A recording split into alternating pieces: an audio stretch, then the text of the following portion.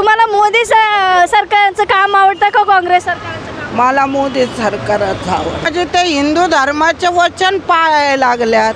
काँग्रेसचं सरकार यायला पाहिजे. ते काँग्रेसच्या काळात चांगले रस्ते होते, आता भाजपच्या सरकारमध्ये आलं ते एवढा भंगार सरकार ज्या आईला खायचे बांधे लोकांचे. मोदी सरकार झालं पाहिजे ना. मोदी कामं चांगले केले आहेत मोदी सरकारनं.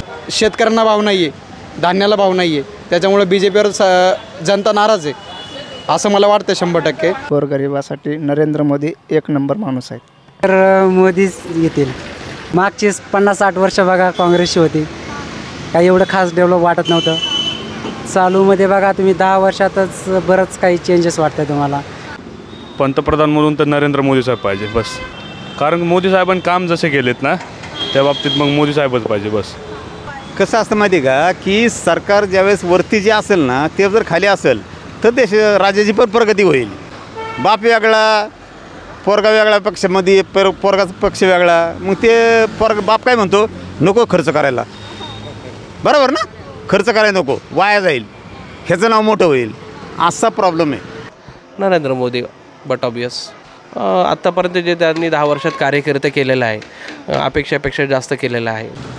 वर मोदीच पाहिजे. राहुल गांधी पंतप्रधान होणार. कशामुळे वाटते तुम्हाला?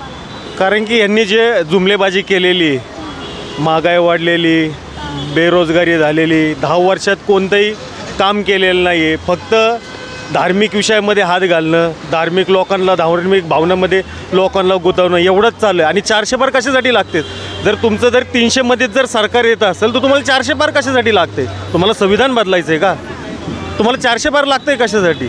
आणि लोकांनी, ग्राउंड लेवलचे लोक असतील, सर्वसामान्य लोक असतील, तर सर्वसामान्य लोकांनी एकच विचार केलेला आहे की राहुल गांधी हा देश चालू शकतो. 60 वर्ष काँग्रेसचे आणि 10 वर्ष BJPचे, यामध्ये फरक काय वाटतो तुम्हाला? काहीच फरक नाही ना. आज तुम्ही गोरगरीब लोकांना विचारा ना. आज गोरगरीब कुणी जनतेला जरी विचारलं तरी लोक तुम्हाला सांगतील की आम्ही काँग्रेसला अजून पण मतदान करतो. का काँग्रेस सांगते? इतका विश्वास आहे लोकांचा. कारण काँग्रेसने तेवढं काम करून दाखवलं. 10 वर्षात असं जातीय राजकारण नाही केलेलं की तुम्ही ह्या जातीचा, तू ह्या जातीचा. हे जातीय राजकारण काँग्रेसने कधीच नाही केलेलं. महागाई वाढली आहे, ह्याबद्दल तुम्हाला काय वाटतं? महागाई साहजिकच वाढलेली आहे ना. आज महागाईच्या मुद्द्यावर BJPच्या लोकांनी किती वेळा बोललेत मला सांगा बरं. आज केंद्रातले लोक येतात, आज पुणे शहरात, आज ह्यांना माहिती की यांचे 400 पार येणार, मग एवढ्या सभा घ्यायची गरज काय तुम्हाला? तुम्हाला असं वाटत नाही का महागाई लोकसंख्यामुळे वाढली आहे म्हणून? नाही ना. लोकसंख्या अशी किती वाढलेली आहे? लोकसंख्या म्हणजे तुम्ही लोकसंख्येवर डिपेंड करणार का महागाई वाढली? मग तुम्ही ह्यावेळेस 10 वर्षापूर्वी मग तुम्ही लोकांसमोर मुद्दे काय घेऊन आले? ते आजचे दिन कशाच्या बेसवर येणार होते? ह्याच बेसवर येणार होते ना की आम्ही महागाई कमी करू, तुम्हाला आजचे दिन. कुठेच आजचे दिन? राज्यामध्ये कुणाचं सरकार येईल असं वाटतं तुम्हाला? इंडिया आघाडीचं. विरोधक एकत्र झाले, भारत जोडो यात्रा आहे, याला काँग्रेसला फायदा होईल? 100% फायदा होणार आहे. तुम्ही बघतात ना, आज ग्राउंड लेवलला बघतात ना. आज लोकांमध्ये तुम्ही सर्वे घ्या ना, तुम्हाला सर्वेमध्ये कळत असेल ना की लोक कोणाच्या पाठीमागे किती संख्येने उभे आहेत. जे राम मंदिर बनवलं आहे आणि लोक मंदिरामध्येही जातात, तर तुम्हाला वाटत नाही का हिंदुत्व महत्त्वाचं आहे म्हणून? हिंदुत्व महत्त्वाचंच आहे ना. हिंदुत्वाला विरोध कोणी केलेला आहे? हिंदुत्वाला विरोध नाही.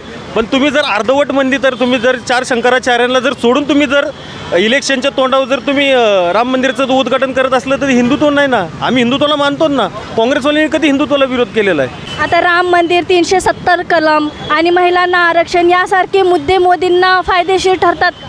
नाही ना ठरणार. नाही ठरणार. का नाही? तुम्ही फक्त मेन म्हणजे 370चा विषय असेल, तुम्ही धार्मिक विषय असेल, तुम्ही ह्याच्यातच पडलेलं. लोकांना ग्राउंडला काय लागते ते बघा ना तुम्ही. त्या बेसवर नाही तुम्ही चलत. इंडिया आघाडीचं सरकार येईल, त्याच्यात महाराष्ट्रामध्ये 48 पैकी 39 किंवा 40 जागा यायची.